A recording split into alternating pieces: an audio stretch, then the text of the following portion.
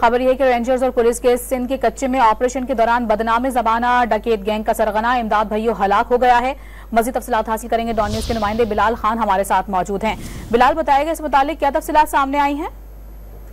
बिल्कुल, पाकिस्तान रेंजर्स सिंध और पुलिस की जानिब से सिंध कच्चे के इलाके में डकैतों और जराइम पेशा अफराद के खिलाफ ऑपरेशन का सिलसिला जारी है। दौरान मुकाबले के बाद बदनाम ज़माना डकैत गैंग का भैयो हलाक हो गया है। सिंध गवर्नमेंट की तरफ से भैयो डकैत गैंग सरगना इमदाद भैयो के सर की कीमत 30 लाख रुपए मुकर्रर थी। तर्जुमान पाकिस्तान रेंजर्स सिंध की जानिब से यह बताया गया कि इमदाद भैयो 3 हिंदू ताजिरों समेत 5 बैंक मुलाजिम के अगवा में मुलविस था। दौरान ऑपरेशन रेंजर्स, पुलिस और भैयो डकैत गैंग के दरमियान शदीद फायरिंग का तबादला भी हुआ। हालात डकैत अगवा बरतवान कत्ल, इक़दाम कत्ल, डकैती, रहजनी और दीगर जराइम में मुलविस था।